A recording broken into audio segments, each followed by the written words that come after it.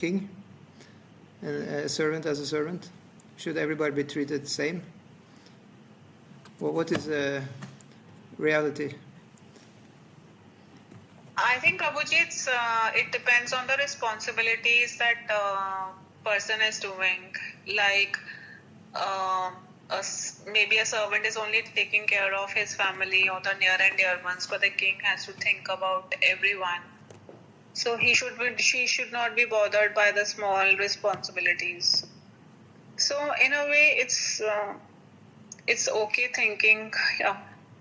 It's okay, because at least in the old days, the king was responsible for thousands of other lives, millions even. So in that way, if the king goes, then the whole country can go. Yeah. So people are very much putting their faith and trust in the king, and they have to also treat the king because he's an important person. Yeah.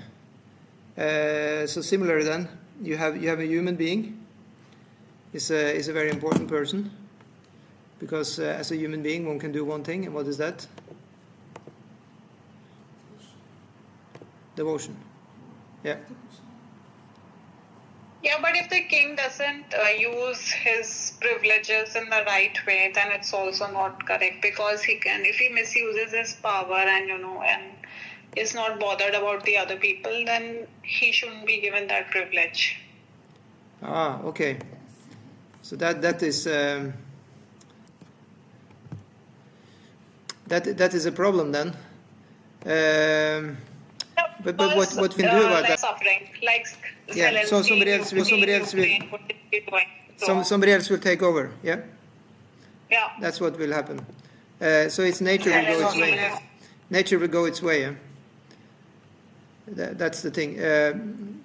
In one sense, we are asked just to do our duty, and if there is any mishap on the people who do their other duties, nature will take care of that. At one point, if somebody is messing up their duty, they will be, put down from that duty. However, we are kind of not doing anything wrong if you just follow the system, because it's like traffic rules. Can you say like that? You're driving in the road, and then the police car is coming. Yeah. Woo, woo, woo, woo. Sometimes they have private car and they just put on the top. Yeah. Right. And then you can say, but wait a minute, maybe this police car, right, is following some. Maybe the person, they found out later actually this person was innocent, right? Police car was following, and they took over the whole road. All the cars has to just take to the side. Yep. But you can find out later. But this, they made a mistake. Yeah. Or even maybe there was some corruption in the police. They actually they are after somebody innocent. They just want to put that person out. But what can you do? Because this is how the world is working. If you don't put your car to the side, you will make chaos. Yeah.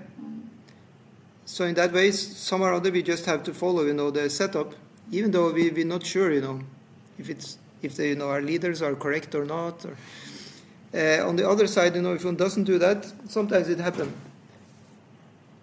Hare Krishna, bro.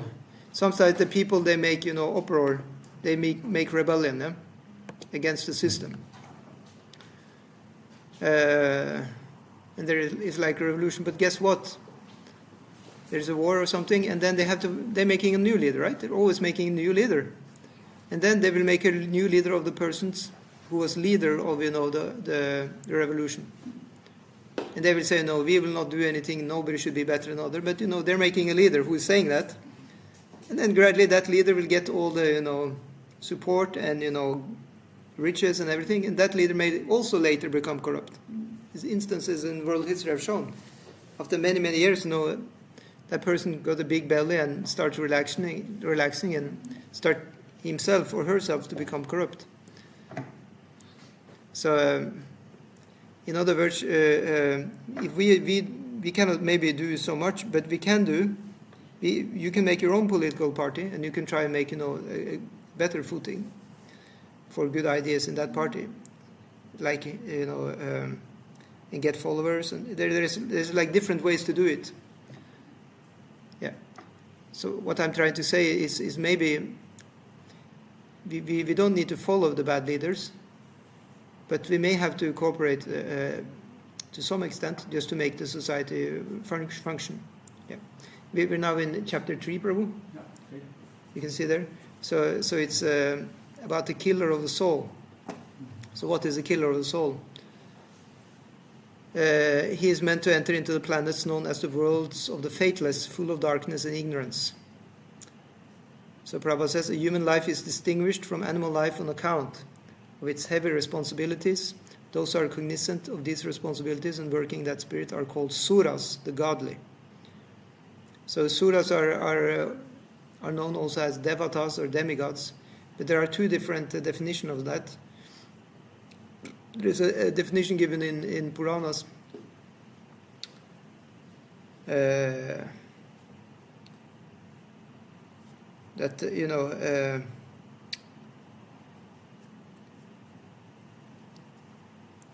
Vishnu Daiva Tata Sura, Vishnu Daiva Sura. Now, yeah. So those who are servants of Vishnu, they are called suras. Asuras Tatviparyaha, and those who are against the servants of Vishnu, they are called asuras. That's like a very broad definition. I'll write it here even. Write it here. So you can get it very simple. So in that verse, it said that there are only two different persons in existence. Sura. Yeah. Sura, servant of Lord. Yeah. And then asura, against that. Yeah. So those who doesn't support serving the Lord, they are called asuras in that definition. But then we have more definitions. Another definition of sura is a demigod. Yeah. Devata. And then asura, guess what that will be? It'll be a demon. Yeah. Called Daitya. Yeah.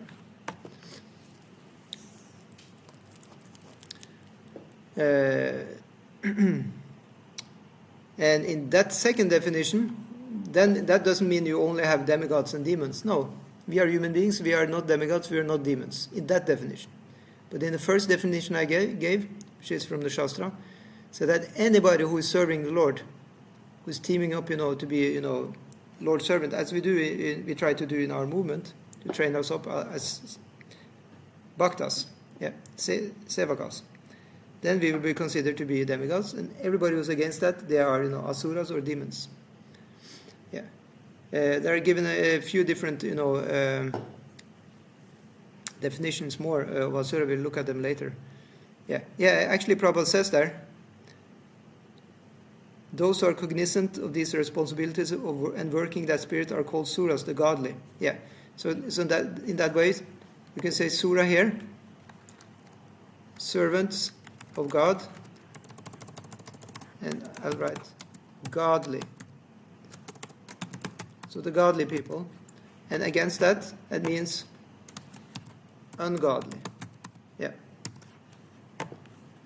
Because then Prabhupada says, those who are either neglectful of the responsibilities or have no information about them are called asuras or demons. There are only these two kinds of human beings all over the universe. So there is another interesting thing happening here, because Prabhupada says human beings. So here human beings are also included in the devatas, the demigods. Yeah. So human-like. Yeah. The devatas are human-like. Yep. Yep. People don't recognize God. Are they just against it? They can ignore. Just ignore. They don't think about God. They don't think about Prabhuji, your God. voice is very low, the sound. Yeah, because she has lost her voice. I'm sorry about that. I can repeat it. she said that so does that mean that everybody who's just ignorant, who doesn't even know, who is not against, they're also asuras? No, not really. You can say they're innocent, but what's happening, what we're talking about here is just two camps. You have the camp of the godly and the camp of the ungodly. It's just like, the light side of the force and the dark side of the force in the Star Wars. Only two forces. Yeah. And then even those who are not strongly on the side of the light side, they're drawn into the dark side. You understand? Pulled in. So say you're a citizen in the state and you're working hard and you're paying tax and like that. You don't really know about either of the sides, but some or other you're just working for the bad side because you're supporting, by your works. Let's just say it like that. Of course, if you do karma yoga to Krishna, then you're serving Krishna even if you work for so-called, asura. You're still working for Krishna, because actually nothing can stop the service to Krishna. It may seem externally that you're paying your tax money to, you can say, a bad government, but that is not, about bhakti, who you're paying the money to, because all the money anyway belongs to Krishna. So this is one common misunderstanding for neophyte devotees. They think, now I became, a Hare Krishna devotee, I should no longer work, because I don't, want my tax money to go now to the evil government. But surprise, the Lord is not interested in your money. He's interested in your bhakti. Yeah. It's not that you are going where your money is going. I'm not the money, right? But we are so attached to the money, so we think we think I did this work, and now the money for the work, part of that money now go there. But again, a big surprise again. I didn't actually do any work. It was the material nature who did the work. Actually, I'm just sleeping. Yeah? It's because of the false ego. Yeah? Ahankara vimuda atma kartaham iti manyate. Because of the false ego, I think I'm the karta, the doer. Prakriti was doing everything. So a devotee who has a little bit elevated the knowledge will not have any problem working in a normal job. Because, we're working for Krishna.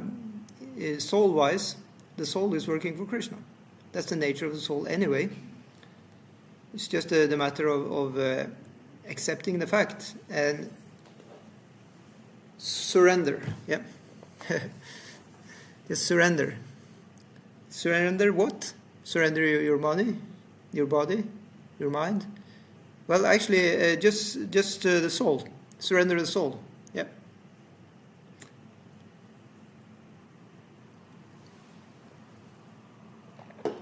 Just like I'm drinking this water now. Where does the water come from? Does it come from the clouds? Does it come from the ocean? Where does it come from? God. Yeah, from Krishna. So where does the money come from? It comes from Krishna. When I'm drinking this water, I get a piece of Krishna inside of me. Yeah. It's the same time it becomes me, and at the same time it's different from me. So all these are Krishna's energies. They're part of the Brahman manifestation. We take them in. It becomes part of us, but again, it's not us. We're giving them away again. So actually, they're separate from us. Krishna's energy is called the apara prakriti. They're separate from us. So they're actually not part of us. What is part of us is ourself and Krishna, because he never leaves us, because he's the super soul. So he's part of us, because he's also the spiritual energy, we're the spiritual energy. So in that way we blend very nicely with that. The external energy, however, we don't blend with, because it's the external energy. We can use the energy, but we not blend with it. Do you understand the difference? Now, come to the demons. What does the demons do? They try to blend with the external energy, and they think this is me. I found a verse here which says that. So one definition of the asura is asu praneshu Okay, I'll just write it like this. Praneshu. I write it without diacritics marks because I don't have them here. Indriyeshu Ramate iti asura. Yeah. Prabhuji, your volume is very low. I don't know why. Oh, sorry. I'll try and speak louder. It's better now? Hare Krishna. No, Prabhuji, earlier it used to be quite loud. Okay, now I see. Now I see. It's because... perfectly low. Okay, I think it's because my Bluetooth is connected. I'll turn off the Bluetooth because then it may go to my headset. Is it better now? There's no issue for me. There's no issue. Oh, maybe it's just Matari's setup. Yeah. Sorry for that. Okay. Yeah. Maybe on YouTube it's better. Anybody can check on YouTube if you can hear me better there. Yeah. So anyway, we have this one definition of asura is here. Sometimes it's good to have some definitions. So one definition of asura, iti asura, that's ashu praneshu indriyeshu ramate. Yeah. So that is, one who wants to enjoy, one who enjoys, reveling in the material world of sense objects. Yeah. Who has his, life and life air and the senses, enjoying ramate. That's an asura. So in other words, one who is after sense gratification. Yeah. One who is after enjoying the senses. Yeah, comment? Me going to Japan. You're going to Japan? Oh, I was. Yeah? Was it like that? You were enjoying senses in Japan? Yeah, I was there. How long time ago you went there? Last year. Last year, yeah. So you're saying that you were an asura when you were in Japan? Yeah. Actually, they have the same word there for demon, asura. Yeah, you saw that, yeah? Yeah. So, but as a devotee, you can say you're enjoying, life connected to Krishna. So that's called yoga. So the same enjoyment. You can go to a restaurant, this and that, but now, as a servant of Krishna, you're thinking, now I'm serving Krishna. Even it may not be direct service, but devotees will always include Krishna somehow or other in the equation. That I'll write that here also. I want to please Krishna somehow or other. Yeah.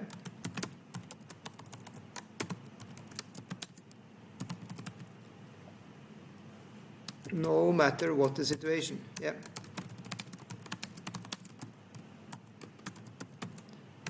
This is mindset of Sura. Yeah? Mindset of Sura. Godly.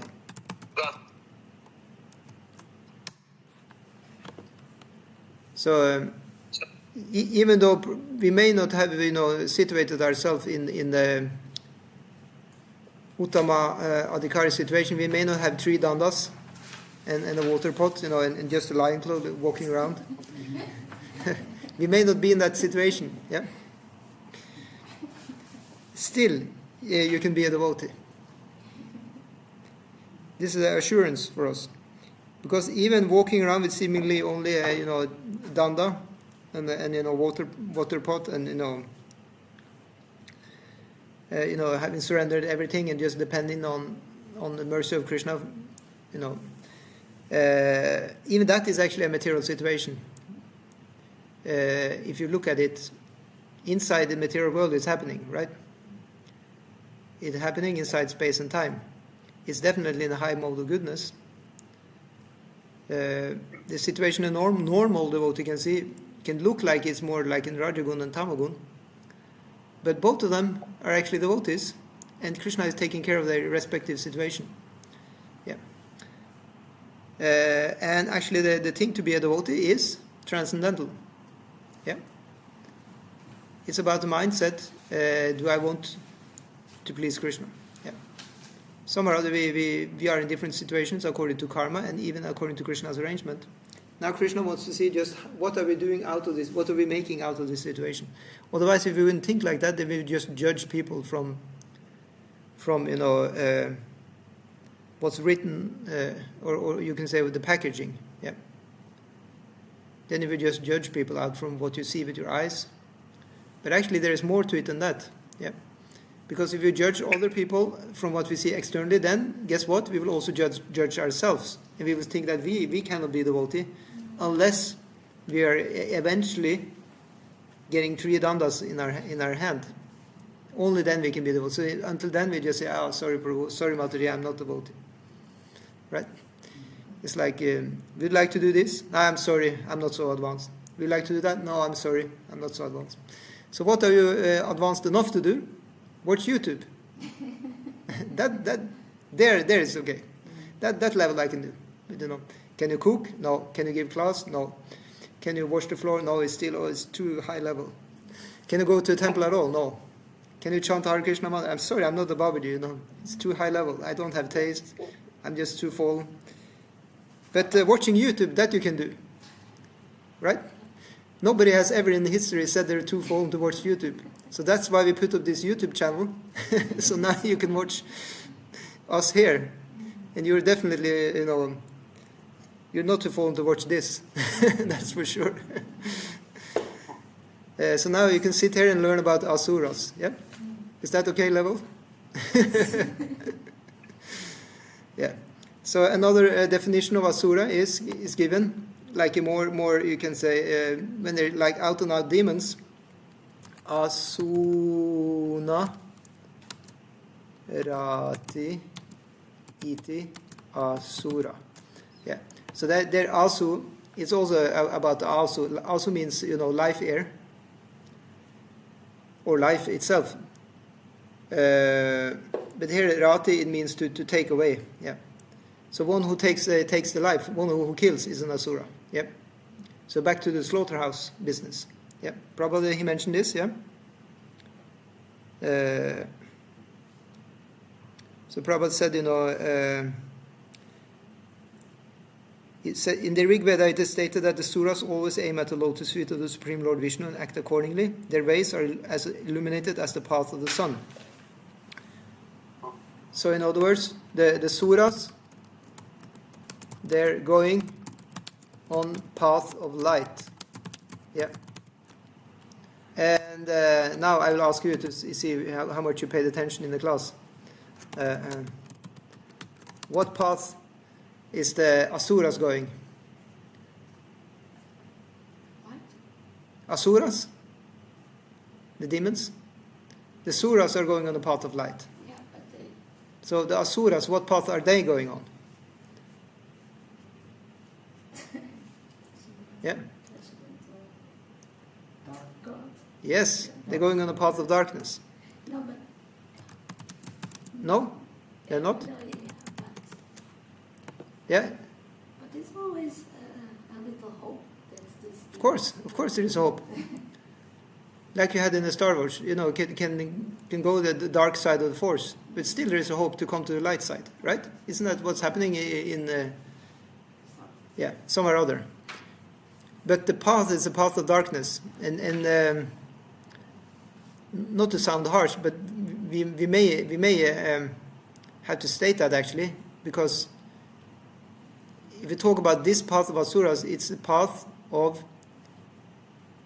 avidya. Okay. So again, sura is a path of vidya. Yeah. And asura is a path of avidya. Yeah. So it's two diametrically opposite paths. Yeah.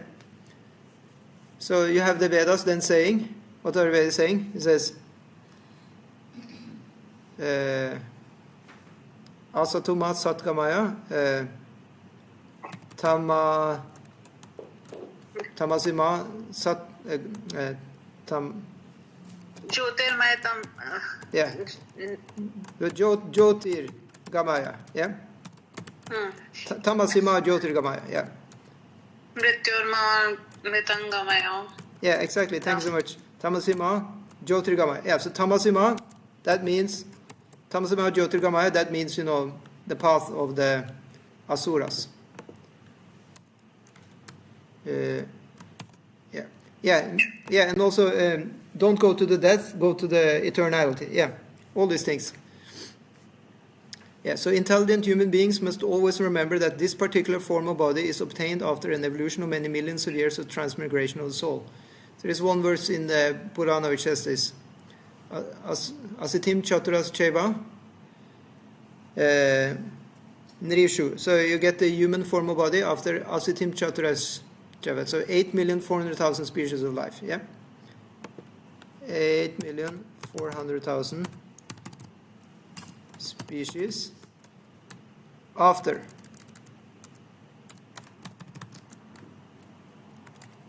Then you're getting human form of life. Yep. Isn't it after 84,000? 84,000 lakhs. Yeah. 8,400,000. Yep. 84,000 lakhs. Yeah. Yeah. Asatims Chaturesh Chaiva. It's said in one verse. Yeah. It mentions several Puranas. This 8,400,000 species of life. There is some. Not everybody agree that there are 400,000 human species. For example, I was reading even in the Bhagavatam, it says it's only one human species. So maybe after 8,400,000 species, you're getting the human form. But anyway, it doesn't matter the numbers. The main part is that human being is very rare, and you're only getting that after going through all this evolution. So it's very It's very scary. Yeah. Is it really scary? I don't feel so scared. Is it scary to be a human being? No, not a human being, but all this. It's said that, the animal life forms, they're characterized by fear. Animals are very scared. Yes. Human beings can also be scared, but that's according to their development of consciousness. One has become, more in sattva, more spiritualized, one will be more abhaya, more fearless. Yeah. But it's true. In one sense, it's a challenge to be a human being. And to make it a little bit more scary, we can say that it's like balancing on a razor's edge. Yeah. Yeah. It says, Utishta Jagrata Prapya Varam Nibodhata Kshurasya Dhara Nishita Duratya Durgam Patas Kaveo Vadanti. This path is a Durga path, is a dangerous path of spiritual life, like balancing on the razor's edge. That's why we have to wake up, we have to be, turned on, not sleeping, and also be Prapyavaram Nibodhata. We have to be aware of what special benediction we have got as a human. But now, he said that after evolution in the human life, we can take many different births. Yeah. It said that also in the books that we may start off, just after we had, our animal life form. Say we were a gorilla. So next life we become a human being in the jungle. Huh? Yeah. Next time, In the jungle, yeah. And we'll still eat bananas and coconuts. Next life, I have a question. Yeah. My question is are animals attacked by Maya Devi or not at all? Animals, they don't have these kind of issues. They're just living out their bad karma. It's actually said it is hellish punishment they're receiving. And when we are in the heavenly planets, we are receiving, our heavenly reward. Is to have animal life form is the papa, karma being experienced there. No, but if a dog or a cat is treated very nicely, then what is bad in that? Yeah, it's true. So you have different stages also. Actually, sometimes a devotee, if the devotee did some offense, it's said the devotee can fall down to become animal in the family of devotees. So then that devotee is treated very nice as a dog of the devotee. Yeah, supposing... However, just to say that, still the platform of the animal life, even it can be sattvic, but the platform is tamasic, because there is no knowledge about philosophy there. So it's said in the scriptures is a tamasic platform, and similarly we can have human form of life also on the tamasic platform, as a barbarian or something like that. But then we can upgrade life after life and have higher and higher birth on the human platform, or just in one life get upgrade. So you understand, when we talk about tamagun, rajagun, sattvagun, it's not all in all that it's only that guna. It's divided inside the guna again. So you can have tamagun in sattvagun, tamagun in rajagun, and tamagun in tamagun. And then again you can have, for example, tamagun in rajagun in sattvagun. Yep. Oh, is it so complicated? Yeah, it's complicated. And when you make out all of this, it's described like that. So you can say you have tamagun in rajagun in sattvagun, and then you can have that again in tamagun, rajagun, or sattvagun. And then again inside that, each of them again in the tree. So when you divide like that, it becomes 8,400,000 species. Yeah. It's all the gunas, and then it's divided into the elements. Earth, water, fire, air, and ether. It's said that, I think I explained that another time.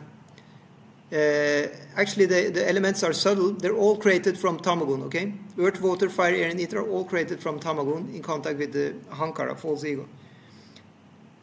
In the beginning, they are subtle, but they're becoming gross by you have half of each element combined with 1/8 of the 4 other elements. So say you have half of earth element, and then take 1/4 of the water element, 1/4 of the fire element, 1/4 of the ether element. Which one I missed? Earth? Air. And the air element, yeah. And then that becomes then gross earth. Before it was subtle, but when it's combined with the others, a little bit of the others, it becomes gross. And that goes for all of the 5 elements. Again, these elements are then used according to 3 modes. You have the earth, used in rajagun, sattvagun, tamagun, in the form. You can have a very nice form. That means, it's fire and the earth combined. It becomes nice form. But the nicer it is, the more sattvic it is. Yeah. And the lesser nice it is, the more, it has lower qualities. And then you have all different combinations of that. You can have sattvic in tamagun, sattvic in rajagun, sattvic in sattva. Yeah.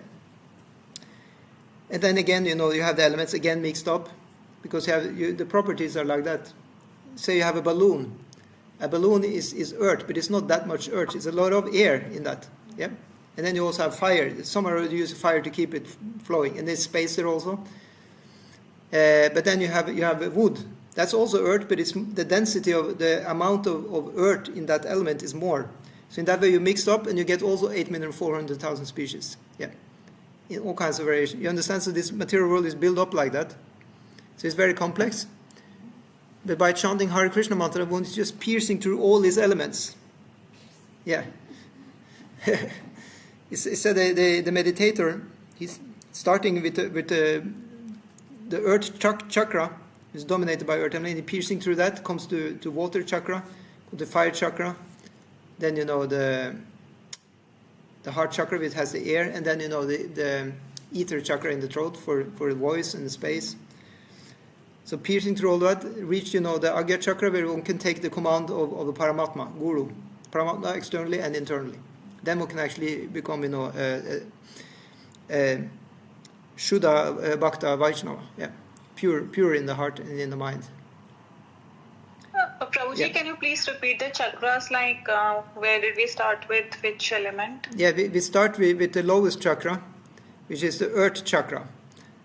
Earth chakra. Yeah, Okay. it is gradually the 5 elements are inside and outside. Yeah, and it is dependent on our attachment to that, and it's also psychological, but this is a whole different issue. We wanted to give a presentation on that in a later time about the chakras. Yeah, but to understand the asuras is to understand that they are also into the chakras.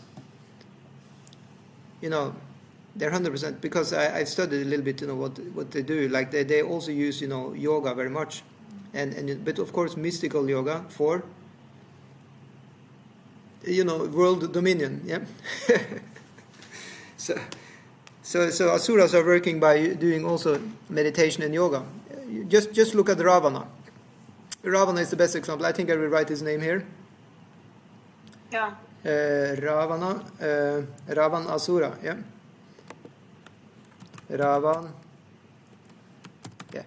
Ravana Asura is long A, yeah. So what did Ravana Asura do? Well, he did yogic meditation, chakra meditation. He raises his lifer higher and higher, higher, because then he gets higher up. He can meet Lord Brahma in the end, because Brahma has the highest, Brahmarandra. It's called Brahmarandra. It's the lotus seat of Brahma, yeah? Thousand petals. Yeah. So when he comes up there, he meets Lord Brahma, and then Lord Brahma is saying, "What can I do for you?" Yeah. Because the soul has reached up there by the force of mystical yoga, Ashtanga yoga, whatever yoga you call it. It's all the same. In that way, it wants to elevate you. It's different practices, but the aim is the same, and it's all about controlling the senses. But then look at Ramana. He got his wish fulfilled. He got that he would be invincible. Nobody could kill him, right? But of course, there is some loophole. What was the loophole with Ravana? I don't remember. But of course, somebody will be able to kill him. And that was, of course, Lord Ram. Yeah. But he became, the master of the whole world. He took over, the demigods, planets, and everything. So just see that. He did austerities, okay? I'll write that here. He did tapasya. Yeah. That's also... Yeah, but he had lot of ahankara. Ego, yes. Because of which, yeah. He did tapasya. Okay. I'll write it so because I will make a point out of it. He did sense control. Yeah. Just like devotees are doing sense control. Ravana also did sense control. So asuras, they can do sense control also. But then, look, what did he do after? He was enjoying his senses like anything, right? Ravana, he kidnapped so many princesses or something like that. He had a big harem of princesses. He enjoyed everything. His whole city was made of gold, right? Lanka was gold, everywhere. He was enjoying like anything. So did he use sense control then? No. Did sense control? But after, enjoyed freely senses. Yep. But was he a bad king? What? Was Ravana bad for the people? Like, was he a bad king? Well, there is actually a description. He was very dharmic. He was following a varnashram dharma. So you may say that he may not have been as bad as some leaders we have today. On the other hand, of course, he was bad. I mean, anybody who was against him, he was killing them, of course. So Yeah, I think his main downfall reason was ahankara. He thought that he is the most powerful, even because he's supposed to be the biggest. Because he's an asura. Of Lord Shiva. Because he's an asura. That's the thing. He is an asura. Yeah. So, but even a devotee can have that ahankara when the devotee reaches. So let's take a look at that. Yeah. So let's take a look at that. A devotee with ahankara. Yeah. What is that? Ahankara, yeah. So I mean, that's a good question. Everybody has ahankara. Is it like a military or? Huh? What does it mean? Yeah. Devotee with ahankara. Everybody has ahankara. Yeah, I also wonder what it means. Everybody has ahankara, Mataji. Everybody has ego or false ego. Now when that ahankara starts harming other people and then... Yeah, but you see, what I'm trying to say, it's not ahankara per se. It is the demonic mindset, yeah? It's the demonic man's mindsets. It's asura, asura versus sura mindset, okay? Asura versus asura. Oh, sorry, asura versus sura. Mindset. So what kind of mindset we have, that will determine what state our ahankara is in. If we are a devotee of Krishna, then we create ego of being a devotee. That's not so bad. That's okay to have that ego. Say for example you come to the temple and you ask, can I go on the altar? And then you will say if you're in charge of the altar, you will say, no, I'm the president of this altar. Yeah. but you're protecting the altar, so not anybody can go in there. And then you say, but I want to go there. But then you will say, no, you cannot go there because you're not president of this altar. I'm the president. Stay away. This is my place. So then the person can say, but this is a ahankara. Yeah, but this is a good ahankara. Because, by this I'm protecting, the worship of the Lord. So devotees should have strong personality and be strong. To fight the asuras. Because anybody wants to get into the temple who is not, has no business there, that's asura. Okay, I'm not, we're not going to demonize people, okay? But it's just like a stark example. If somebody wants to go in and break in somewhere they're not supposed to break in, mess around. No, that's asura, ego. That's asura temperament, asura mindset. And we have to fight against that. That's why the suras, they're fighting against the asuras always. Yeah, it's a fight. And guess who is protecting them? Guess who is supporting them? Lord Vishnu, yes. Lord Vishnu is fighting for the suras.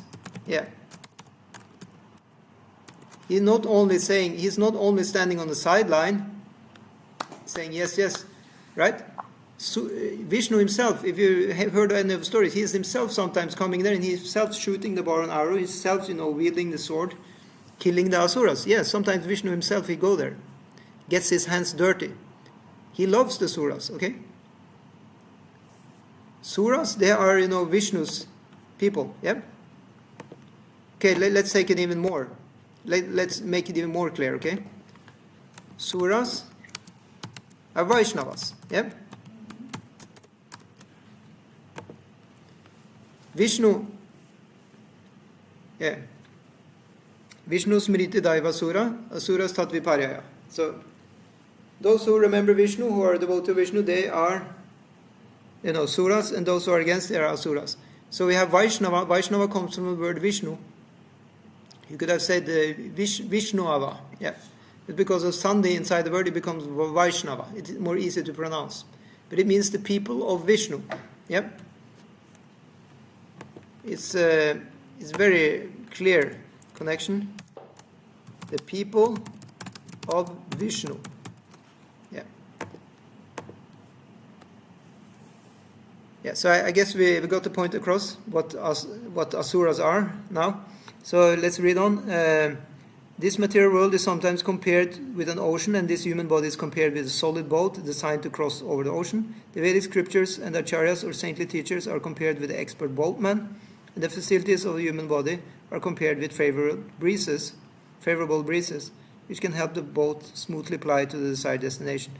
Yeah, so this is also stated in Srimad Bhagavatam. The guru is called Karanadara. He's the captain on the ship. Nrideya madhyam sulabham sudurlabham plavam sukalpam guru karnadaram. Yeah. Plavam sukalpam is a very sukalpa is very capable of being a plava or a boat. And guru karnadaharan, the guru is really the captain. What is the captain doing? He is having the roar of the ship. He's steering. Yep. And what are we doing on the boat? We're just slaving, working, Roaring. Roaring, is that the word? Yeah. Paddling. Yeah. You've seen this from all days. You just see the hole in the ship, yeah? A lot of holes, and out is sticking the roar. Roar, is that the name? Yeah. And everybody's just paddling. Thousands. And then there's one captain. He's just... Yeah. Maya anukulyena nabhashvatiritam. And Krishna says, my compassionate utterances. So, for example, Krishna is very compassionately saying the Bhagavad Gita. And that is Nabha Ashvatiritam. That is giving, the wind to the sails of the boat. It's going in the Nabha, in the space. Yep. His sound vibrations. And that moving, the sails. Because if you don't have any wind, the boat also will not move, maybe. Yeah. And then he says, that those who does not follow, who doesn't take advantage of this human form of life, they are doing what? Atmaha. Yes. So there we have the same word as here. Atmaha. killers of the self. Atma ha. So a short Sanskrit, looking into this. So Atma means the self or soul, yeah. And then the other one, ha, it means killer, yeah.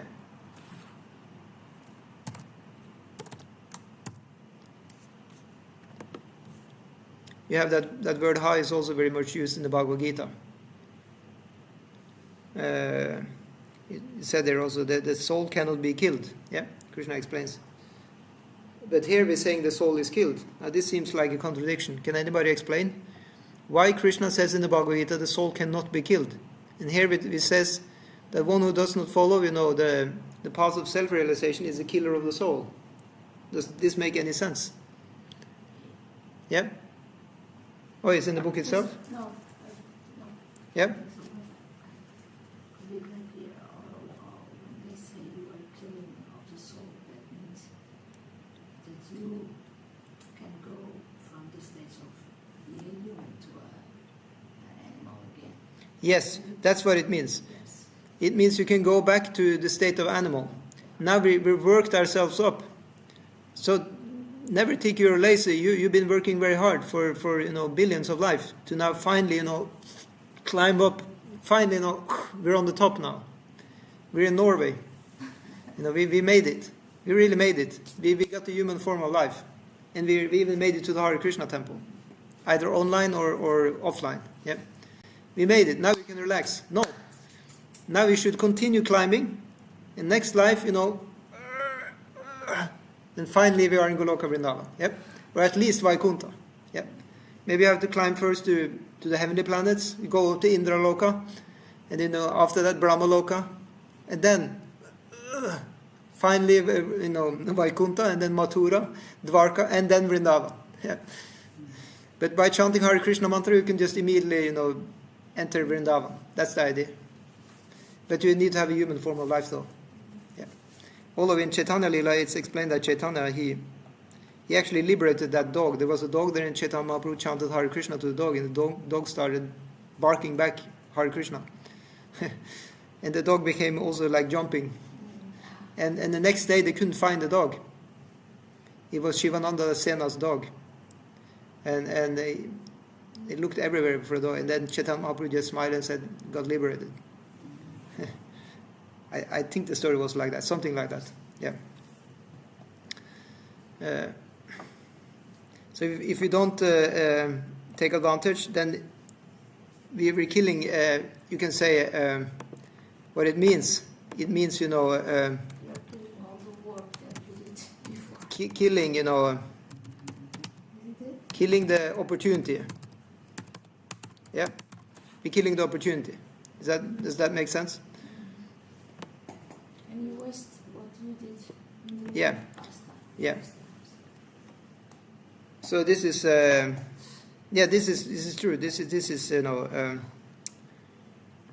is the threshold, because as a human being, that's the only place we are making karma. Okay.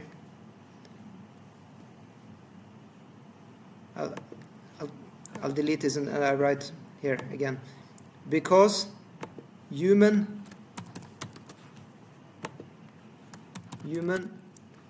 is the threshold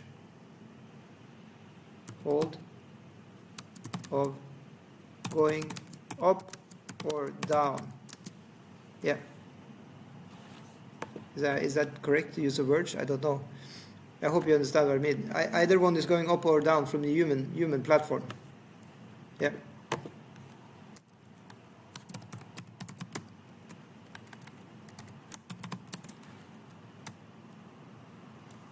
Yeah. Karma maker. Yeah. A human being is a karma maker. As a human being, we're making karma. Just like we can make cookies, we make karma. It can be a burnt cookie. It can be a very nice sweet cookie. Yeah, sweet cookie means we're getting up. Urdhva gachanti sattvasta. Yeah.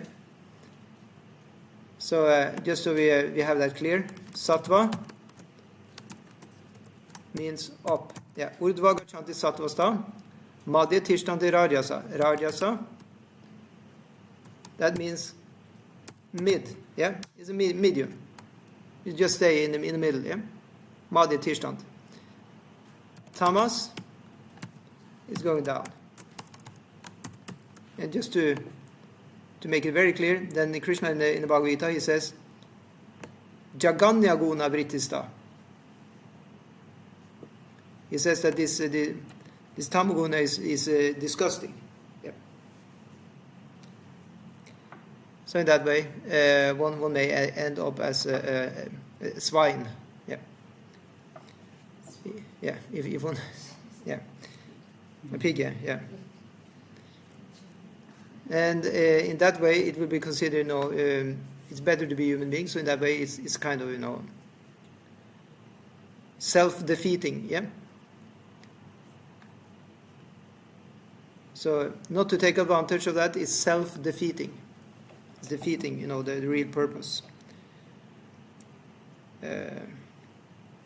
Okay, so let's see. If with all these facilities a person does not fully utilize this human life for self-realization, such an asura must be considered atmahana, a killer of the soul. So here we got the two extra letters. Now it's not just atmaha, but atmahana. Yeah, because that's what is said here in the mantra tree, atmahana. Yeah. Yeah, I guess atmaha without na, it just means to kill the soul, but atmahana means a person. Yeah. Exactly. The killer of the soul is destined to enter into the darkest region of ignorance, to suffer perpetually. And here is a warning by Śrī Īśopaniṣad in clear terms. Now read on. There are swine, dogs, camels, asses, etc. See, I mentioned swine. Here is mentioned in the text. Whose economic necessities are just as important as ours. But the economic problems of these animals are solved under nasty conditions, while the human being is given all facilities for a comfortable life by the laws of nature, because the human form of life is more important than animal life. And why is man given a better life than the swine and other animals? Why is a highly placed servant given all the facilities of comfortable life rather than an ordinary clerk? The answer is that the highly placed officer has to discharge duties of a higher nature. Similarly, the human being has higher duties in the life than animals who are engaged always in the business of feeding their hungry stomachs. Yet the modern soul-killing civilization has only increased the problems of the hungry stomach. Well, in one sense, I think this is pointing to also that in some places in the world people are very hungry, and as far as I've learned, it's sometimes or maybe always because the imperialistic countries, usually from the West, they went in there like they went into Africa and they just sucked out all the riches, yeah, and they left just these people hungry. Yeah, is it true? They did in other places also. Yeah, in Brazil also probably. Yeah, yeah, Portuguese also. Yeah, They did. the Portuguese people did. Yeah, yeah. There are asuras. Now we're suffering. Yeah, so I mean it was asuric to do that, but that doesn't mean the whole people are like that. But you can say the leaders, they were like that, and the others, they just followed suit. So in that way, they can also be counted, So that's why, in one sense, it's only two classes of people, those who are asuras, godly, and those who are asuras. And everybody who doesn't protest about what, the asuric leaders do, some or other, they are also taking part in that. To have, the good consciousness, one has to be strong and go to the right side there. To be counted as asura and get Krishna's special protection. Because as we see in all the stories, the suras, when they are getting in trouble, so just let's note this. The suras are not always, perfect in the sense control, okay? Sometimes Indra, he enjoying a little bit too much, he get into trouble. But Vishnu is coming and helping him. So there is hope. We don't need to, again, as I said in the beginning, we don't need to have 3 dandas and perfect sense control, like we're floating a little bit above, the ground. No. We may have, our anarthas, still there may be something, but still we're subscribing, to Vishnu, to Krishna. We're following. Yeah. In that way, we will be protected and helped to gradually progress. As long as we want that, we are counted, as Sura. The Asuras are out and out just rejecting the whole concept of being a devotee, okay? It's very clear. They're just like, no, they don't want to hear, they don't want to support. They're simply working against, they're coming with philosophies, working against it. So no devotee should think, I couldn't, control. Now I just joined the Asuras. You don't need to join the Asuras. You can still, join the Asuras and keep on working for, trying to be better devotee. That's what we all try to do. There's no need to give up and join the Asuras just because we're failing in perfect sense control. Yeah. This makes sense? Yeah. Actually, to be a perfect sense control, devotee, it goes hand in hand by experiencing actually the joys of prema. That may take some while to develop. It's a gradual progress. So one may not live as a nirjal devotee, not taking anything, not even water. It will not work until we actually get prema. You need to have higher taste. To take nirjal, immaturely, one will just, starve and thirst oneself to death, really. It will not really work. The focus should just be on developing, nice attitude, nice service, like this, and gradually the senses will also be controlled. Yeah. Okay, thank you. So, where were we? The swine and... yeah. And why is man... Yeah. Why is man given a better life than the swine and other animals? Why is a highly placed servant given all facilities of comfortable life rather than an ordinary clerk? Yeah, okay, I read all that. The modern soul-killing civilization has only increased the problems of a hungry stomach. We approach some polished animal, a modern civilized man, and he says that he wants to work for the satisfaction of the stomach, and there is no necessity for self-realization. But the laws of nature are so cruel that in spite of his eagerness to work hard for his stomach, there is always the question of unemployment, even after denouncing the prospect of self-realization. Yeah. We are given this human form of life not to work hard like the ass, the swine, and the dog, but to attain the highest perfection of life. If we do not care for self-realization, it is by the law of nature that we have to work very hard, even though we do not want to do so. In this age, the human being has been forced to work hard like the ass and the bull, pulling carts.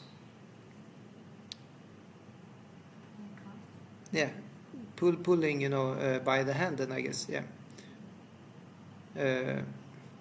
In some countries, yeah, they have to work very hard labor, yeah. Whenever there's a wartime also, then usually people are, are kept as slaves to work hard. It also happened in Norway. I was reading about that. During the Second World War in Norway, many Norwegians had to work very, very hard for the Germans to build, all this, for the Nazis, to build, huge things connected to the military development, which they had in Norway. And many of them, they died of over labor. Yeah.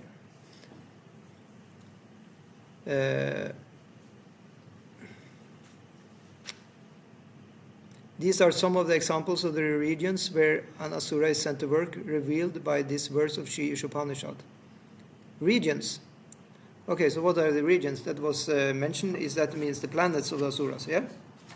Was it planets? Yeah. Okay, so just information about planets.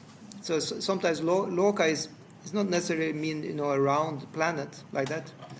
Usually, actually, when we talk about planets of demigods, they don't necessarily mean round spheres. Loka means a place where people are, because loka also means people. Yeah, so it's more like a realm. For example, Indra Loka, I said, he has his place, but he also has residential houses. He has places where he likes to be, and that's also called Indra Loka. Yeah. So in other words, where Asura Loka means wherever the Asuras are. Yeah. Wherever they gather, that is Asura Loka. Yeah. Okay, so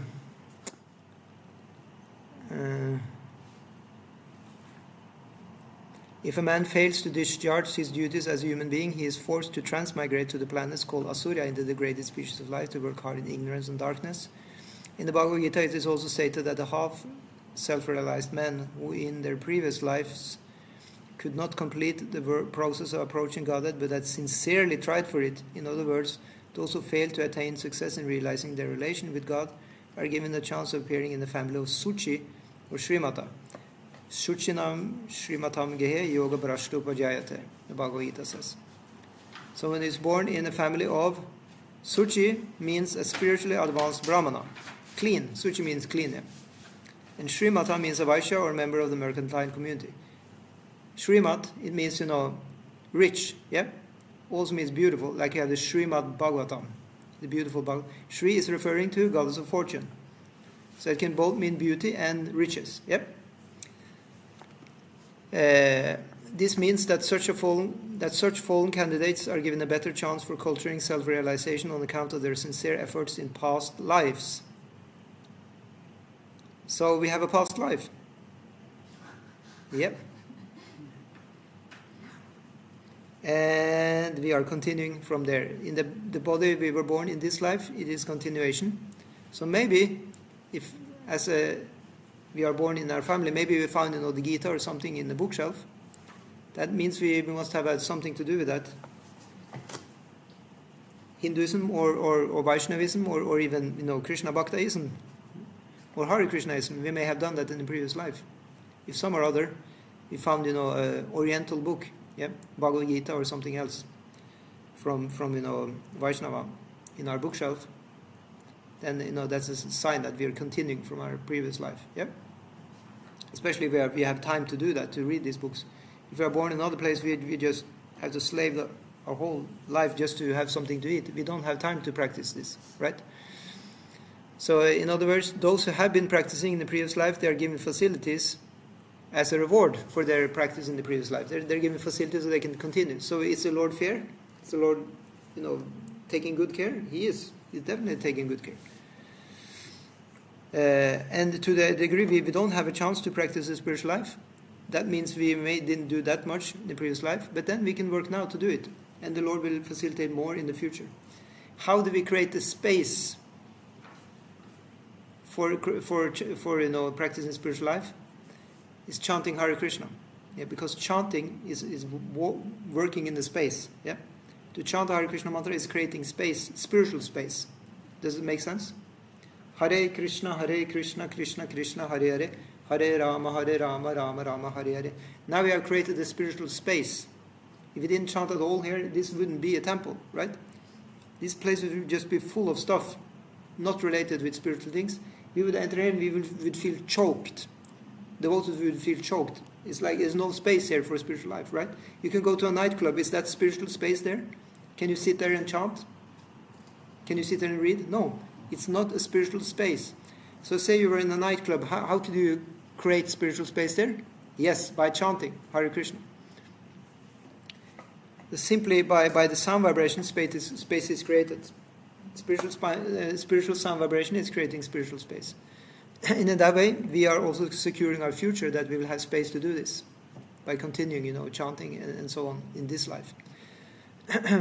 So Prabhupada says, if the fallen candidates are given the chance of taking birth in the respectable, noble families, we can hardly imagine the state of those who are completely achieved success in the attempt. That means one is just, born, actually transferred to transcendental loka. Yeah. Golok, Vaikuntha Lok, Mathura Lok, Dwarka Lok, yeah? Higher states. Simply to make an attempt for realizing God is to guarantee that the next birth will be in a noble family. Well, just see what Prabhupada is assuring here. Simply to make an attempt for realizing God, then you get a guarantee. So on YouTube, you just make an attempt to hear a little of this video. You are now guaranteed to continue in the next birth in a nice family. It sounds like a good investment to me. It's called Daiva Sampat. Sampat means investment or value. Since we are investing in spiritual things, we get Daiva Sampat, divine investment, power or money. even though physically we may not have nothing on our bank account of cash money, but on our spiritual bank account we may have quite something. So what is best? Yes, you're right. The Daiva Sampat is the best. And the Asuras, they have Asura Sampat. They have a lot of, nasty power, you can say. They're controlling slaughterhouses. They're controlling weapon factories. They're making propaganda, to spread, wars and stuff like that. Now we're talking about the out and out Asuras. There are a few of them, but they are controlling a lot, apparently. That's how it works. Just like Ravana was one big Asura and he controlled everybody else. Yeah. That's why Vishnu himself had to kill him in the form of Lord Ram. He had to shoot off. He tried to shoot off his heads, but it didn't work. He shoot off one head, it grew up again, he had 10 heads to shoot. It's just like in an amusement park, shooting, doom, doom, doom, and they just come back. Yeah, and again they shoot. So what did Lord Ram do to finally kill Ravana? Yeah? How did he kill him? He tried to shoot the head, it didn't work. Huh? The heart, yeah. You're completely right. You didn't know from before? Yeah, that's good logic. Yes, he was killing Ravana by a great arrow into the heart of Ravana, then Ravana was finally dying. Yeah. Ravana was huge, was towering up in the sky, and he just fell down like a huge mountain. Just crashed down. Yeah. And that was because Ravana was hit in the heart. So, symbolism there? The symbolism there is that the demon in us can only be killed in the heart. Because in the Kali Yuga, we have the both demon and the devotee is there in the heart. So it's said in a nice mantra, which also was the Red Indians in America, apparently they also said that. It said there are two dogs in the heart, one black dog and one white dog, and they're fighting with each other. Who will win? And the answer is the one which you are feeding. So if we feed the black dog, the Asura, in the heart, then that will be strong and win. If we feed the white dog, the Sura, then that will win. So how do we feed the white dog? You're correct. We give it prasadam, Krishna prasadam, and the holy name, and Krishna Katha. Yeah. Just like we do here, we have a program here. After this, we will chant Hare Krishna, and then after that, we have prasadam. This is a white dog feeding program. Yeah. Yeah. So I was thinking just maybe the special significance that Ram, being the Supreme Personality, shot the Asura in the heart is significant because he then entered his heart. Yeah, it's very significant. And that's correct as you're saying, yeah. The demon can only be killed in the heart. You cannot. So in another sense, you cannot shut down the demon just by logic or talking to the head. You understand? Just appealing to the mind, to the intellect is not enough, right? We can have logical debates and like that. Sometimes devotees have tried, to speak logically and with modern science or whatnot to try and, it never works really.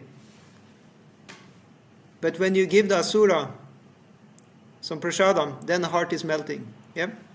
When you touch the heart of the person, just being nice, kind, show some love, these things are actually,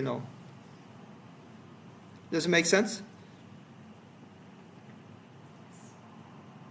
No? There's no answer. Yes, it makes sense. Yeah.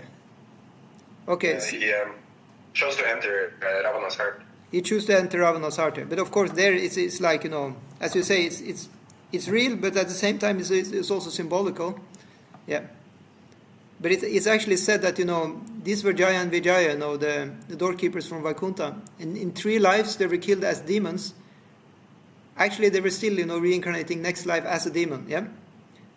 Now, they're reincarnating in 3 lives. First was Hiranyakashipu and Hiranyaksha. Next life was Ravana and Kumbhakarna. Again, 2 brothers.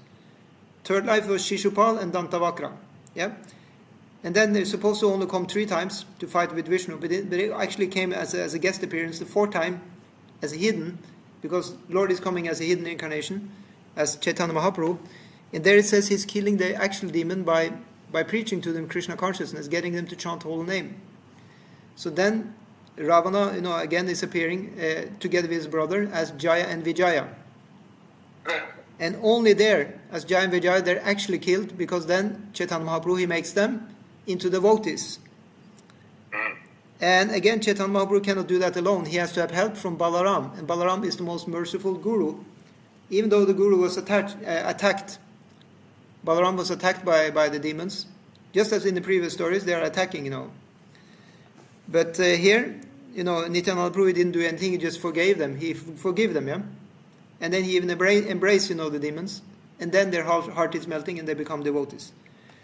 So it's the love that's manifested there. It's such a beautiful, story like this. How actually the demon can be destroyed is not by warfare. It is by love. Yeah, unconditional love. There is no. That means it's not that Jaya and Vijaya did something fantastic to become devotees. It's just causeless mercy. They just got the mercy from the guru. Yeah. But of course, they accepted the mercy. When Nityananda Prabhu was embracing, they accepted and they bow down and they surrender. Yeah. So the only thing it takes is for the demon to just accept. Yeah. So the only thing it takes from us to win over the demon in our heart is just to accept, to chant Hare Krishna, to accept the prasadam, and to accept the Krishna Katha, just like we're speaking now. Yeah. Thank you so much. Okay, so we'll go on. Simply to make an attempt for realizing God is to guarantee that the next birth will be in a noble family. For those who do not make any such attempt at all and who want to be covered by illusion, too materialistic and attached to material enjoyment, must enter into the darkest region of hell, as is confirmed in all the Vedic literature. So you want to be covered by illusion? Yeah? No? Okay. Yeah. We don't want to be covered by illusion. We have been already. We have experience. Now we want to have something else. Okay? A little bit of variation. Yeah. Huh? 50 years is enough. I agree. It's really enough. Yeah. What to speak about? 5 million lifetimes maybe. Yeah. Or more in illusion. Yeah. I'm not talking about you. I mean, for me. Yeah. Yeah. Yeah. Such materialistic asuras sometimes make a show of religiousness with the ultimate aim of material prosperity. So watch out for big preachers who were passing around the basket that everybody should now give as much as possible. No, actually we do that. But if there's an over emphasis on catching in money, then we may be suspicious. Yeah. If it is for the guru to have his new WBMV. BWV, yeah. BMW. Sorry, I cannot even say that. Yeah, or private, jet plane. Then we may ask, is this really, the right way to go? Yeah. But it could be that he uses his private jet plane to go and preach in the different locales, the different places. Yeah. As convenient, yeah, for preaching. Yeah. Actually, everything can be used, in the service of the Lord. Somebody who is expert preacher can use, all the values of the world. Yeah. But if it's for the personal aggrandizement of the person, then it will contaminate, the prospective devotee. So the devotee is not after riches. No. That's an important point. Yeah. A devotee will be happy just to have some dry bread, with or without butter. Yeah. Okay, so the Bhagavad Gita, however, rebukes them as men called great, or this, what is saying here? The Bhagavad Gita, however, rebukes them as men called great on the strength of false perfection, empowered by the votes of the ignorant and by material wealth.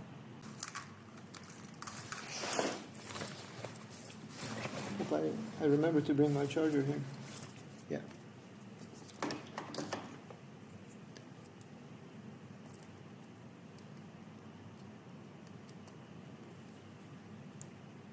Oh, glorious.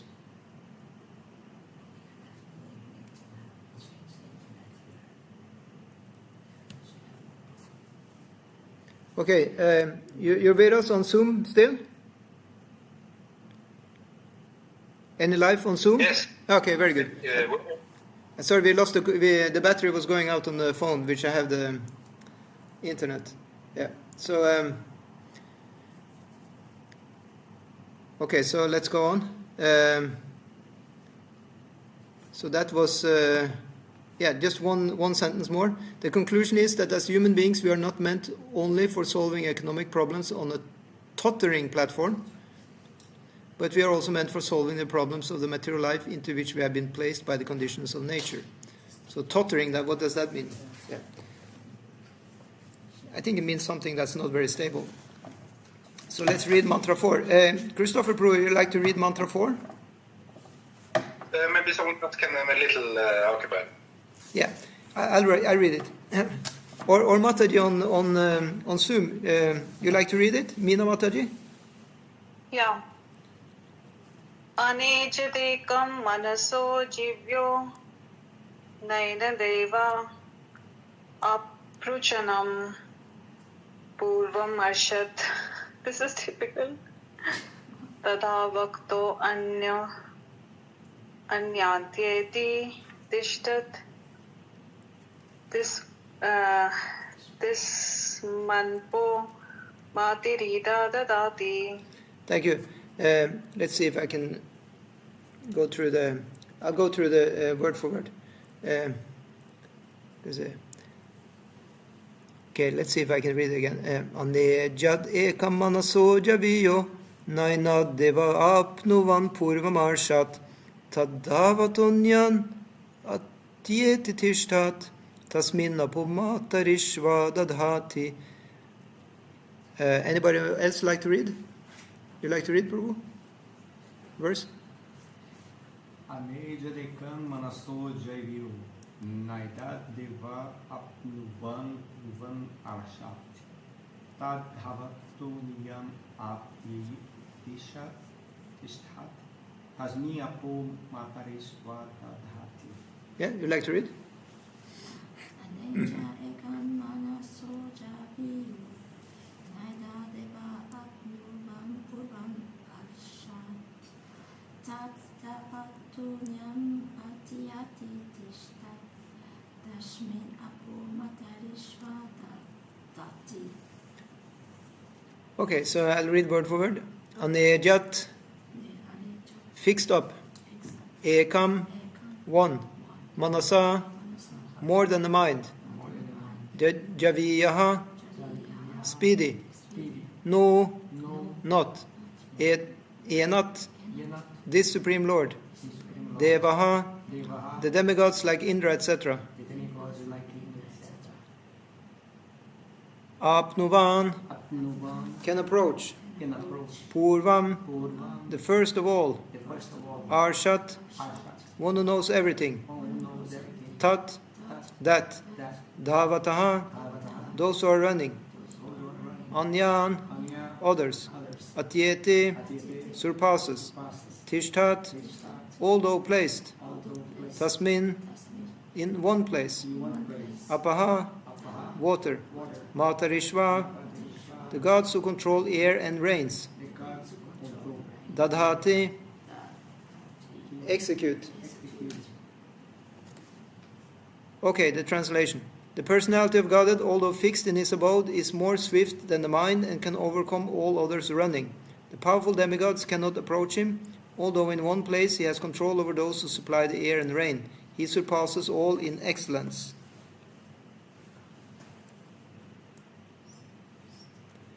Okay. I'll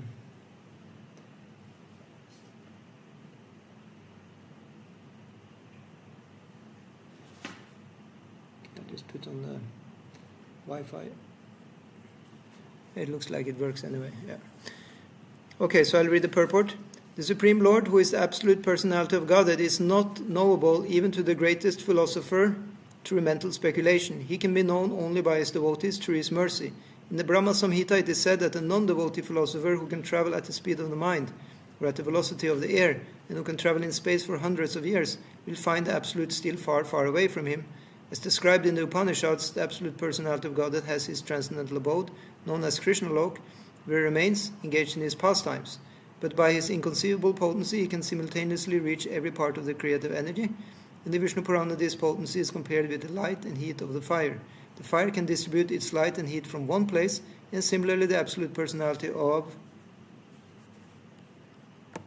Godhead, although fixed up in his transcendental abode, can diffuse his different energies everywhere. Such energies are innumerable, but principally they are classified into three: the internal potency, the marginal potency, and the external potency. In each and every one of them there are hundreds and millions of subheadings. You see, this is also what I was trying to explain about the material nature. There is so many millions and different variations because of the gunas are combined in different ways, and also the elements are combined. So there are innumerable different combinations of this. Yeah. The dominating demigods who are empowered to have control over the administration of natural phenomena such as the air, light, rain, etc. are all classified within the marginal potency of the absolute person. The living beings, including humans, are also products of the marginal potency of the Lord. The material world is the creation of the external potency of the Lord, and the spiritual sky where the kingdom of God is situated is the manifestation of his internal potency. Did that make sense? We have three potencies here, yeah? External, internal, and marginal. So this we have explained many times before, but it's always good to refresh this. I think I will try and write that again. External, marginal, okay, so marginal.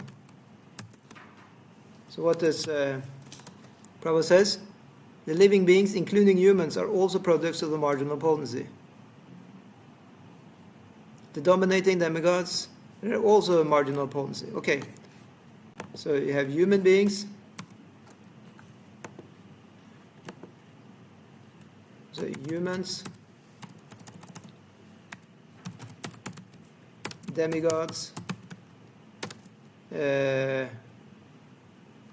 all living beings. Yeah. And what was the external?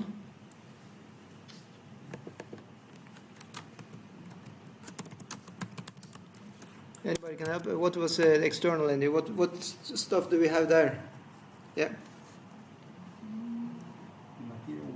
The material world. Creation of the external potency of the Lord. The material world is the creation of the external potency of the Lord. Yeah, okay. And then what about the internal? Prabhuji, can you explain marginal potency? Yeah, so marginal means Tatashta Shakti. It is in between the external and the internal. Yeah, so let's just write the internal. What is the internal energy? Our senses, like we don't have control over them. We don't have control. No, but I'm talking about internal energy. We have an internal. You can say we have a subtle body. The spiritual But- sky. The where- soul. The soul. Yeah. What do you say, Prabhu? Yeah. The spiritual sky. The spiritual. Where the kingdom of God is situated is the manifestation of its internal potency. Yeah. The spiritual sky. Where the kingdom of God is situated is the manifestation of his internal potency. Very good. Yeah.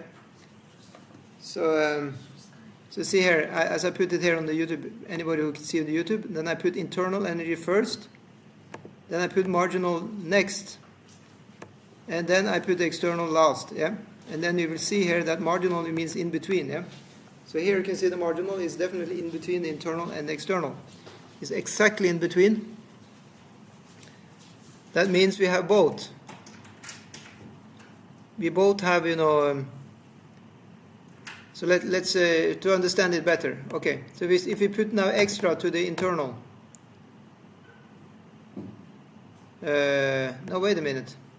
Actually, it said that actually marginal, actually another definition which is more clear actually. We have the potency, or we can get the spiritual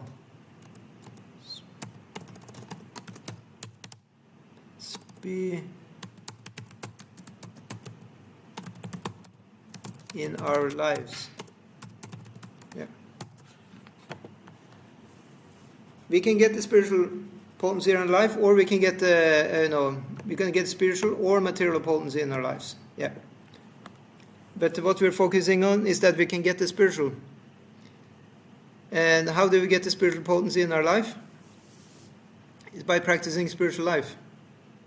Yeah. Does it make sense, Mina? A little bit. Okay, so what is not clear? The conflict between the internal and the external. Yeah, the conflict is happening in our minds. Yeah. Place of conflict. Yeah.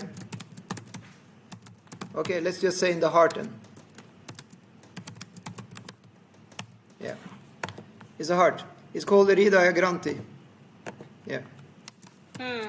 The knot in the heart. Yeah.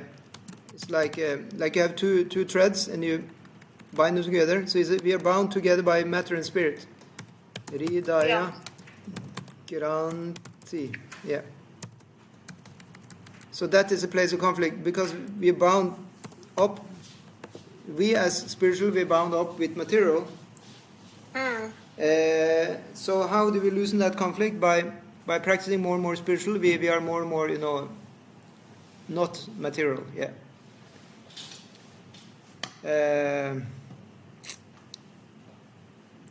But anybody like Jivatma is supposed to be bound by external also.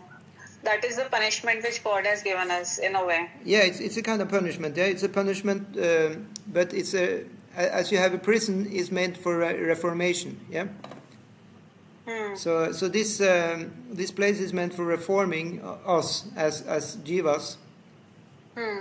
Well, in one sense you can say punishment, but in another sense you can say it's also freedom.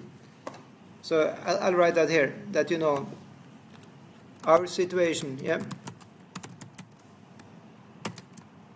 Punishment. But the or whole is it is freedom? Comes with responsibility, and then we forget this responsibility.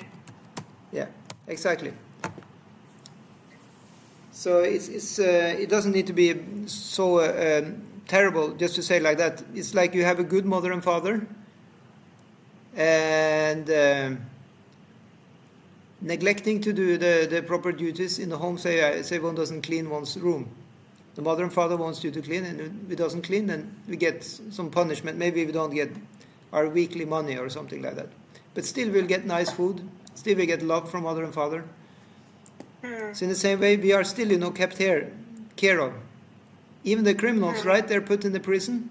Are they, punished so much in the prison? Not always. I mean, they can have a good time in the prison also. Yep. But their freedom is compromised. Yep. So what the kind of punishment you can have is you can have your freedom compromised. Yeah. Less freedom. Yeah. Less freedom equals more punishment. Yeah. Does it make sense? So now, because just see how this makes sense. If you now have quite a lot of freedom to practice spiritual life, that means you are not that much punished, right? That means you are actually now even rewarded. Yeah. If you are completely put in a prison cell somewhere and we don't have possibility to chant or do anything, actually, but usually even in the prisons they will allow you to do that, to chant and read Krishna Katha. There are many devotees who did prison preaching. They went to prison and people became devotees in the prison. So actually there is nothing that can stop Bhakti Yoga. So that's the amazing thing. So usually this punishment and reward, it's actually on the material platform. Materially, you cannot enjoy so much, right? When you're in the prison. Spiritually, you can enjoy just as much spiritual practice, right? So it's better to be in the prison. It's better. Well, you can say... Norwegian prison is very good. You get everything. Yeah. You don't have to bother about anything. Yeah. However, As an argument to that, I would say no, because one is in the prison because of doing something to somebody else. Usually, one hurt somebody else. So there is some serious samskaras there. But of course, they can be cleaned out by practicing chanting bhakti yoga like that. However, it's better to be outside prison and practice devotional service, right? True. Yeah. Then you are, of course, better off. What about this scenario? Say that you can practice devotional service here and nobody needs to punish you because you are so nice, right? Isn't that a good situation? We shouldn't get used to be punished. We shouldn't take that as the status quo, that we always should be punished. The Lord doesn't want us to be punished. He just wants us to be nice and happy. Yeah? Yeah, but when we go up after dying, we have to give account of whatever we have done. So in a way, just saying that we are not punished is kind of funny. We do have sufferings in our life. Yes. And it is our past karmas. It's our past. Which we are being. Yeah. There you have it. Past karmas. Yeah? Yeah. It's not actually now.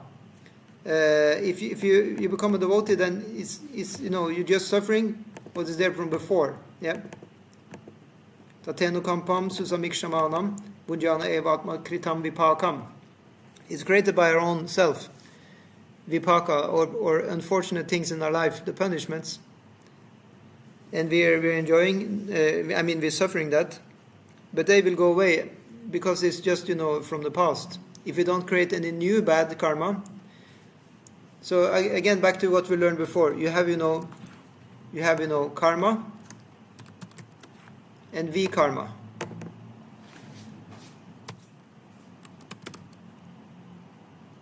Yeah. They remembered my previous notes there. That's good. Yeah. Karma, vikarma, and akarma. So the karma we did previously, that's pious. That's why we may be in Norway. We may have okay economy. Like that. We may have space to do, our personal, spiritual life.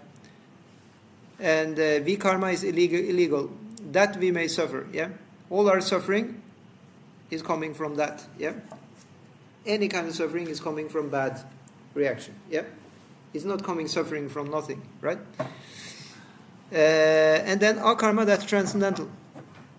So that means devotional service, and that is not creating, karma or vikarma. It's creating bhakti unmukha sukriti, as I also explained last time. And that bhakti unmukha sukriti is bhakti sukriti, to shorten it. That is just our daiva sampat. That will give us better and better, facility for being in the spiritual world. Yeah. And nothing can stop the development of that, even though physically we may be suffering vikarma reaction, still we can do bhakti yoga. We may physically enjoy, good reaction, still we can do bhakti yoga. Does it make sense? It's transcendental. Transcendental means it's beyond good and bad karma. Yep. Okay, let's read on. How far did we read?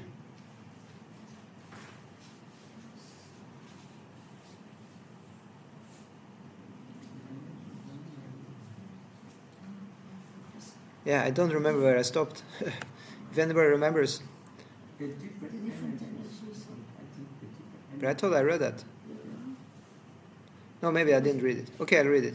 The different energies of the Supreme Lord are represented everywhere by his different potencies. Although there is no difference between him and his energies, still one should not wrongly conclude that the Supreme Lord, being thus distributed everywhere, has his personal existence solely in the impersonal Brahman. It's true, we didn't read that. We did not read. Yeah. Men are accustomed to reach conclusions only according to their own capacity to understand. But the Supreme Lord is not subject to our limited capacity to understand him. It is for this reason that the Upanishads warn us, no one can approach the Lord by his own limited potency. In the Bhagavad Gita, the Lord says that no one, not even the great rishis and suras, can know him. So what is there to say of the asuras who are not even qualified to understand the ways of the Lord? All these words mentioned in Mantra 4 of Śrī Īśopaniṣad suggest very clearly that absolute truth is ultimately the absolute person. Otherwise, there would have been no necessity of mentioning so many varied things in support of its personal feature. So what the verse says? Although fixed in his abode, the personality of God is swifter than the mind and can overcome all others running. This is talking about the Lord's inconceivable. He's in one place, still he's faster than everybody else. He's not moving, he's there, still he's running faster than everybody else. He's Achintya Bheda Bheda Tattva. He's one and different. Yeah?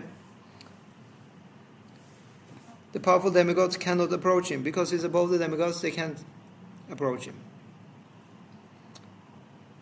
You hear now when the demigods are getting in trouble, they're going to Shweta-dvip. It's a Vishnu planet within this material world. Actually, they approach Lord Brahma, and Brahma go there, and all the demigods are following. And then Brahma is sitting there by the shore of this milk ocean. And he's just meditating. They actually don't see Vishnu, but he's getting Vishnu's darshan in his heart, and then Vishnu is saying, yes, I will help you. I will come as an avatar, usually he says. And he just comes to help, the demigods who always are troubled by one thing, the asuras. Yeah, that's when they come and ask Vishnu for help. Because the asuras are trying to take over in the heavenly planets. Yeah. It's always the same story. Yeah. So how far did we reach now?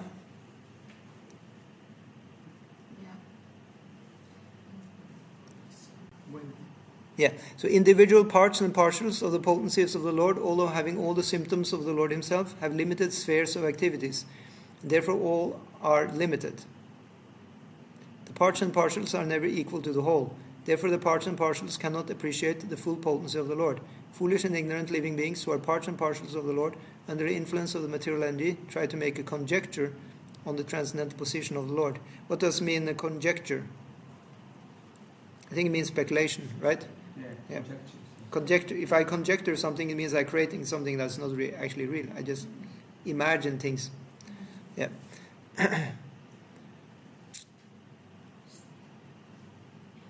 Śrī Īśopaniṣad warns them not to make any mental speculation about the identity of the Lord. Try to know the transcendence from the superior source of the Vedas, which is already knowledge of the transcendence. Every part of the complete whole is endowed with some particular energy to act, and forgetfulness by that part of his particular activities is called Maya illusion.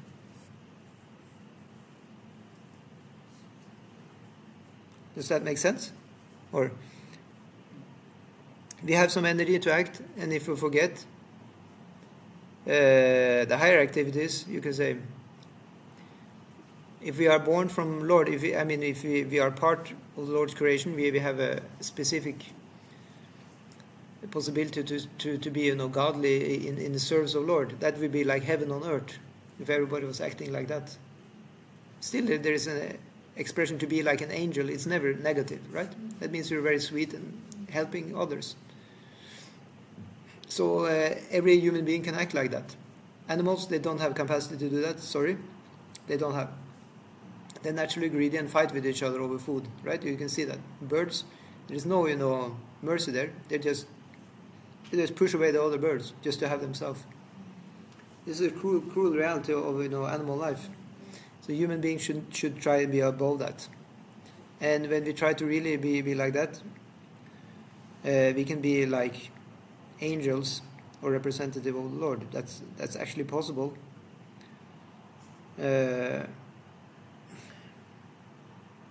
Śrī Īśopaniṣad has therefore from the very beginning warned us that we should be very careful to play the part designated for us by the Lord. So he says, please do that. Yeah. This, however, does not mean that the individual soul has no initiative of his own. Because he is part and parcel of the Lord, he must have the initiative of the Lord as well.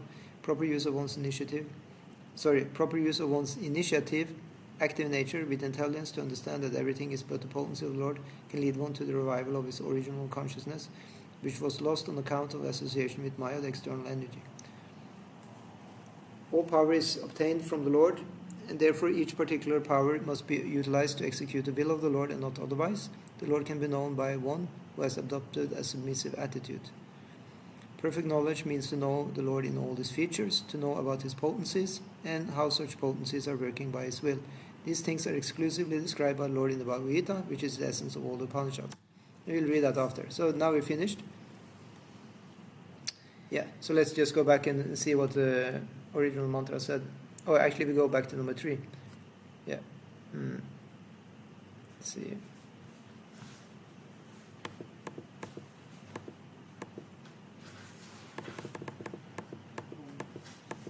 Yeah. Yeah, so mantra 3 said, Asura namate loka andhena tamasa avrita tamstet pretya bigachanti yeke chatma hanojana. The killer of the soul, however, whoever he may be, must enter into the planets known as the world of the faithless, full of darkness and ignorance. And the next verse said, Anejat ekamanaso javiyo nainad deva apnavan purvam arsat tadhavato nyan atyeti tishtat tasmin napuma terishva dadati. The personality of God, although fixed in his abode, is more swift than the mind and can overcome all others running. The powerful demigods cannot approach him. Although in one place he has control over those who supply the air and rain, he surpasses all in excellence. Yeah. So in short, the Lord is in full control of the demigods. That's the one of the main imports of verse 4. And verse 3 was talking about the asuras, the demons, who are killing their own, defeating their own purpose of life. Yeah. So thank you so much. Any comments or questions?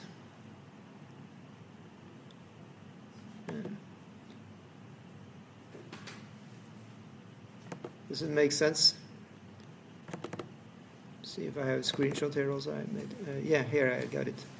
See if I can get this up. Just on the YouTube, I'll try to get this up. Just give me a half second.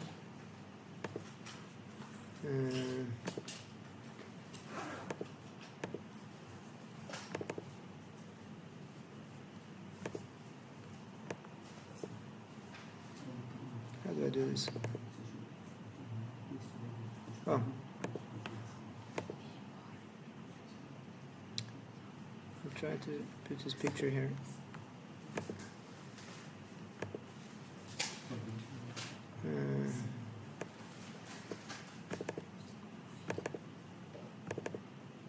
Yeah.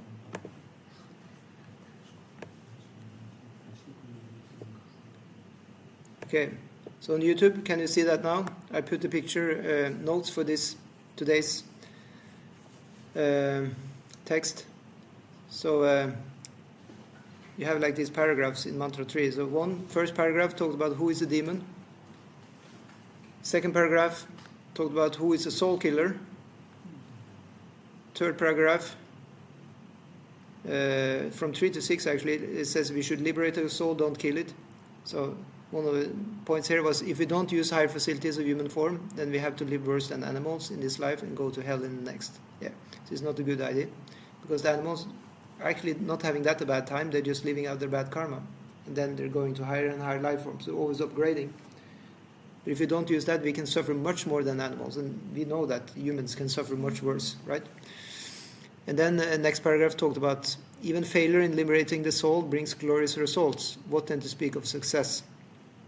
So even if we try to liberate, we try to take this practice of Bhakti Yoga, but even we fail, still, it will, whatever we did is permanent. Bhakti and Bhakti Sukriti is stable, and we just continue there next time we try again. Yeah. So it's glorious. It's a liberated platform to start a Bhakti Yoga practice. All of us, we start with Vaidhi Sadhana Bhakti, regulated Bhakti Yoga. And he said it's a platform of liberation because it brings us really in that way to the liberation. Yeah. And then, as Prabhupada explained, modern so-called politicians who go against, the spiritual life, they are known as demons. And then paragraph 6, he spoke that we should try and solve all the problems forever. Yeah. Prabhupada said, the conclusion is that as human beings we are meant not simply for evolving economic problems on a tottering platform. Okay, let's see. You found out what is meaning of tottering platform? What was meaning of tottering?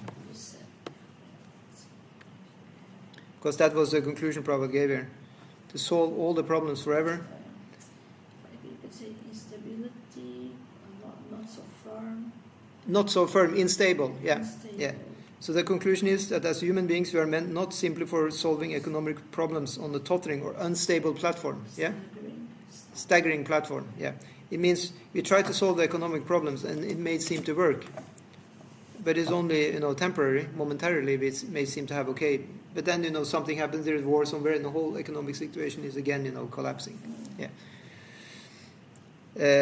So we are meant not just to deal with that. We are meant actually for what Prabhupada says, but for solving all the problems of material life into which we have been placed by the laws of nature. Looking a little bit deeper, that we have been placed here. We have been placed here by the illusory energy of the Lord. And by practicing devotional service, we can get out of that situation of being immersed in Bahiranga Shakti, external energy. And then we use our Tatastha Shakti situation. We are, produced by that marginal energy, and we can use that to the full extent. Then we can be taken over by the spiritual energy of the Lord. It's called the Svarup Shakti. And being infused by that, we will experience Satchit and Ananda. And we will actually be, in the good position of eternality, knowledge, and bliss. Is it clear or makes sense? Yeah. So, do you have any more comments or questions here on YouTube? There was no comments there, and on the Zoom. There is something. It is Krishna consciousness related, but it's a bit digression. Yeah, please. Yeah. Do you know if Lord Balaram or Nityananda was left-handed? That I don't know anything about. Left-handed or right-handed? I just saw him playing a mridanga, and he had the bass drum on the right hand. How did you see him play the mridanga? He was just wearing the mridanga in a Harinam. Outdoor Harinam with Panchatattva and the associates. Yeah, but and I saw him was wearing on the right hand was the bass drum. Yeah, but what I can say is that many times these pictures are mirrored. Sometimes people are mirroring the pictures, so you cannot actually know. Yeah, I don't know about that one. You can ask somebody who knows. Yeah. In any way, if we serve the Lord, then we'll be His right hand servant. Yeah, we'll sit by the right hand of the Lord. Yeah. And the circumambulation of the Lord should also always be with the right side. Yeah. However, when one pays respect to the spiritual master, then actually one is doing dandavats with one's left side to the spiritual master. Like here when we pay respect to Srila Prabhupada, we always show our left side, yeah? Yeah. There is some kind of explanation for this. I don't remember now. Yeah. Is it something you give the bad side to the spiritual master so he can correct it, and to the Lord you give the good side? Well, you can. I'm sure there is some statements, but one thing is that on the altar, I think I explained that some time ago. The Shaktis of the Lord are always on the left side, because Shakti is the Prakriti of the Lord. So, Radha Krishna on the altar, Radha will always be on the left side. However, when you have Krishna and Balaram will be on the right side. Yeah? Because Balaram is directly, Vishnu Tattva expansion. So he will be on the right side of the Lord. When you have Gaura and Nitai will be on the right side of Gaura. However, there are some which are Gaura Gadadhar, and Gadadhar is actually the Shakti of Srimati Radharani, so she will be on the left side of Gaura. Yes, Prabhu? Yes, on that mirrored image, then Nitai was on the right side of Gaura. If Nitai was on the right side of Gaura, that must have been a mirrored image, yeah. Yeah, it's not correct. Because all the paintings, even, all of them has this thing correct, actually. That Nityananda should be on the right side of Gaura, and Gadadhar should be on the left. So whenever you see something else, then probably the picture has been mirrored. Yeah. On Chaitanya's right, or the viewer's right? No, on the right of Chaitanya. Yeah. All right, then it was a mirrored image. Yeah. On his right hand side should be Nityananda. On his left hand side should be Gadadhar. Yeah. As far as I've been taught. Yeah. So the left side is representing the Pingala Shakti, also in the body. So when we are resting after taking prashad, sometimes say you take LSD, it means left side down. Yeah, that is to suppress the left side so the right side can come more out. So we lie down on the left side, and then the right side is more like opened, because the right side is representing Pingala Shakti. Did I say that? Pingala is right, and Ida Shakti is left side. I said wrong. Pingala Shakti is masculine. Pingala Shakti is Surya, the sun god. That's the right nostril. Left nostril is Ida Shakti, and that is the feminine energy. Yeah. So that's counting there is a minus, and the plus is the sun energy or masculine energy. Yeah. So that's also there in the body. So in the same way, we are all as jivas.